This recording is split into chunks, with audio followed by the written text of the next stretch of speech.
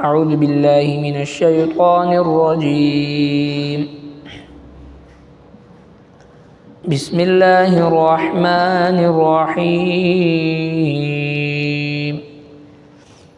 قل إنما حرم ربي الفواحش ما ظهر منها وما بطن والإثم والبغي بغير الحق وأن تشركوا بالله ما لم ينزل به سلطانا وأن تقولوا على الله ما لا تعلمون. ولكل أمة أجل فإذا جاء أجلهم لا يستأخرون ساعة ولا يستقدمون. صدق الله العظيم.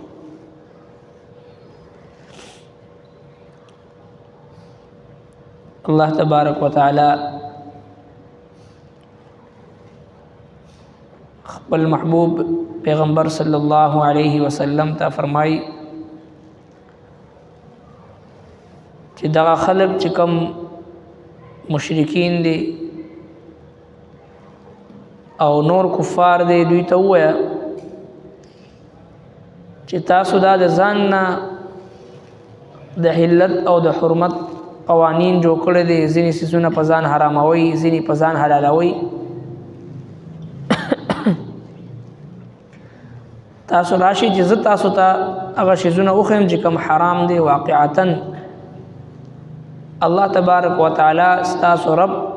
په تاسو باندې حرام کړی دی. په هغې کې یو بې حیایي ده، د بې حیایي خبرې دا حرام دی. ما ظهر منها وما بطن، چې کوم ظاهري بې حیایي وي، ښکاره وي او پټه بې حیایي وي، دا حرام دی. ظاهر او باطن د بهایي چې هر یو صورت وي دا حرام دی. ظاهر هغه دی چې هغه ښکاره وي او خلک ویني، او باطن هغه دی چې کوم پټ وي. دوه صورتونه د بهایي چې دا حرام دی. ښکاره ګناه په خپل ځای باندې لوی جرم دی او پټه ګناه په خپل ځای باندې جرم دی. د ګناه مثال د زهر دی چې کله یو ګناه ښکاره وي، یو سړی علی الاعلان ګناه کوي، ښکاره یو ګناه کوي،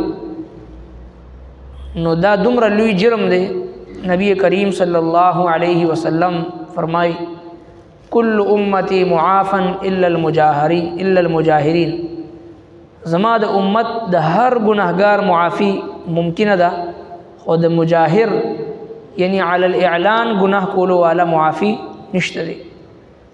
نو یو سړی چې کله علی الاعلان ګناه کوي، نو علی الاعلان ګناه کول د الله تبارک وتعالی ذات چې دی هغه ته چیلنج ورکول دی، د الله جل شانه حکم ښکاره ټکراول دی،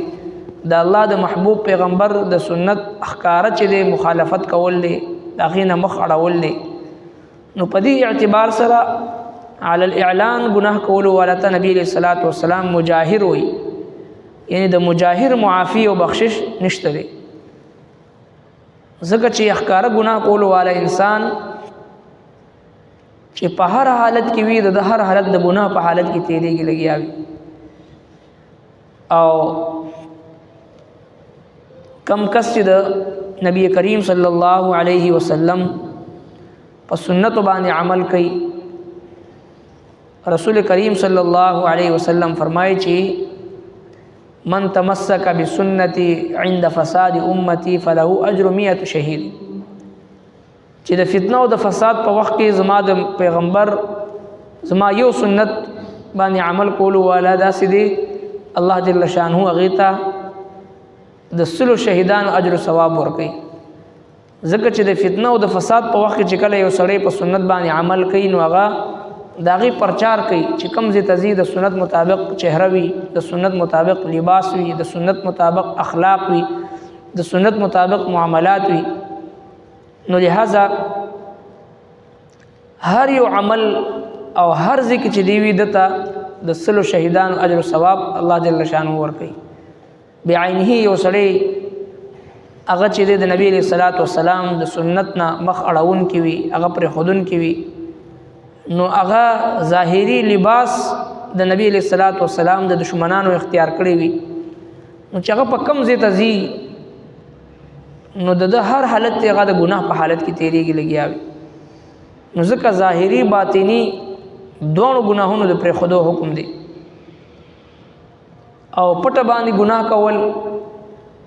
حدیث پاک کې نبی کریم صلی الله علیه وسلم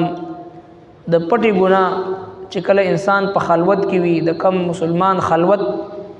دا د معصیت نه ډک وي د ګناه نه ډک وي په دې باندې مستقلا وعید ذکر کړی دی او حدیث پاک کې نبی علیہ السلام مبارک فرمایي مفهوم داسې دی چې په ورځ د محشر به یو کس د غرونو عمره نیکي به راوړي د غرونو عمره خو هغه ټول به د شګې ډېرې په شانتې به والوځي په هغې کې به یوه نیکي د هم د په کار رانشي نو چې کله دې تپوس وکړي نو ته وویلی شي نبی علیہ الصلوۃ والسلام مبارک وفرمایل چې د ګناهونه دومره کړي وي چې د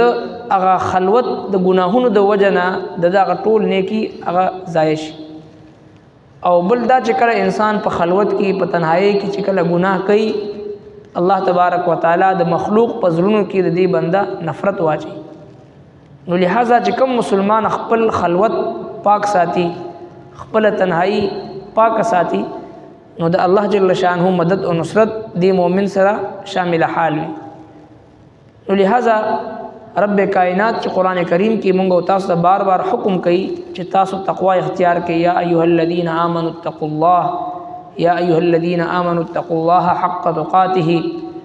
او فاتقوا الله ما استطعتم د قران کریم به شمار آیتونه په دې عنوان باندې دي فتقوني یا اولي الالباب معنی یې راکوي دا هغه حالت د پاره دی چې کله انسان په خلوت کې وي په تنهایی کې په مجمع کې او په جماعت کې او په ډله کې خو هر سړی محتاط وي چې یاره دا خلک ما ته څه ونه وایي زه دا غلط کار کوم څوک را باندې تنقید ونه کړي نو په ډله او په جماعت کې هر سړی ښه سړی وي خلوت کې په تنهایی کې او چې کله یو انسان ځان ته وي په هغه حالت کې منی کولو والا څوک نه وي په هغه حالت کې د الله یره په زړه کې راشي او د ګناه نه ځان بچ کی دي ته وي حقیقي تقوا او دغه تقوا سره د الله تبارک وتعالى دا وعده ده ومن يتق الله يجعل له مخرجا ويرزقه من حيث لا يحتسب چا چې د الله تبارک وتعالى نه ير وکړه تقوا اختیار کړه الله رب العزت د لپاره د هر مشکل نه د وتو لار وباسي نو لہذا الله تبارک وتعالى فرمایي چې حرام کړی د ما تاسو باندې ظاهری او باطینی فحاشی او دغه ځان والاثم او گناه والبغي او ظلم اثم هغه گناه ته وی مفسرین کرام فرمایي چې دغه تعلق د انسان ذات سره وي هغه ته اثم وي او والبغي ظلم هغه گناه ته وی چې دغه تعلق د نور خلق سره وي دوه حرام دي یعنی یو سړی انفرادي تور باندې ذاتی تور باندې گناه کوي هغه حرام دي یو سړی د خپل ګناه د وجه نه بل ته تکلیف ورکوي دې ته بغي او ظلم وي دا حرام دی بغیر الحق لنا حق وان تشركوا بالله او شریک مقرر کړی د الله سره دا حرام دی ان الله لا يغفر ان يشرك به ويغفر ما دون ذلك لمن يشاء د هر ګناه معافي ملاوي دي شي خو د شرک معافي نشته دی ما لم ينزل به سلطانا هغه چې نه نازل کړي الله جل شانه په هغه باندې څه دلیل هیڅ دلیل چا سره نشته مشرک انسان په خپل شرک باندې څه دلیل نشي پیش کولی مشرک د پاره څه دلیل نشته وان تقولوا على الله ما لا تعلمون او د دې خبرې ممانعت دي چې په الله تبارک وتعالى باندې به دروغ نه وي او د الله جل شانه طرف ته داسې خبرې نسبت بنه کې چې په کوم باندې په خبره نه پوي نو چې کله دا حکم د احکام نازل شونه مشرکین وبوي کچره دا خبره ای او دا شیزونه حرام وي مون خدا هر څه کو نو په مونږ باندې الله عذاب ولې ناراضي داغه جواب الله جل شانه ور کوي ولکل امه اجل او د هر یو ډلې د پاره وخت مقرر دی دا څنګه چې تاسو یو ګناه کارو کو د حرام او ارتکاب دو کوم په دې سات پتا عذاب راشي نه الله جل شانه ډیل ور کوي مهلت ور کوي استدراج ورته وي باوجود د ګناه نه باوجود د نافرمانی نه باوجود د معصیت نه چې کله یو سړی لګیاوي پر مختک کوي او مال دولت خوشحالیان ظاهری ترقی کوي نو دا د الله جل شانه د رضامندۍ دلیل نه دی بلکې دې ته استدراج وایي. د الله نافرمان انسان ته او د الله دشمن ته چې کله ترقی ملاویږي او دې مخکې ځي دې ته استدراج وایي. الله جل شانه د ډیل ورکوي په یو ځای د خپل عذاب کې بیا راګرځي. فاذا جاء اجلهم پس هر کله چې راشي دې وخت لا یستاخرون نه رستو کېدی شي ساعتا یو ساعت ولا یستقدمون او نه مخکې کېدی شي نه به رستو شي نه به مخکې شي. د هر قوم د سزا او د جزا دپاره یو وخت مقرر دی. نو لہذا وقتی طور باندې د ګناه په وجه باندې فورا الله جل شانه عذاب نه رالګي. دغه خلکو ته جواب دی چې کوم خلک باوجود د خپل کفر نه په دې خوشاله و چې موږ خو دا ټول حرامو ارتکاب کوو، دا ټول فواحشو د فحش کارونو ظاهري باطني ګناهونو او د ظلم او د شرک او د دې هر څه ارتکاب کوو، د هغې باوجود خو په موږ عذاب نشته، موږ خو د عیاشي ژوند تېرو. نو د دې جواب الله تبارک وتعالی دا ورکړه چې دا تاسو ته ډیل دی او تاسو ته مهلت دی چې کله ستاسو اجل راشي نو فاذا جاء اجلهم لا يستخرون ساعة ولا يستقدمون، نه تاسو د هغې نه مخکې کېدی شي نه د هغې نه وروسته کېدی شي. صدق الله العظيم. ربنا تقبل منا إنك أنت السميع العليم وتب علينا إنك أنت التواب الرحيم.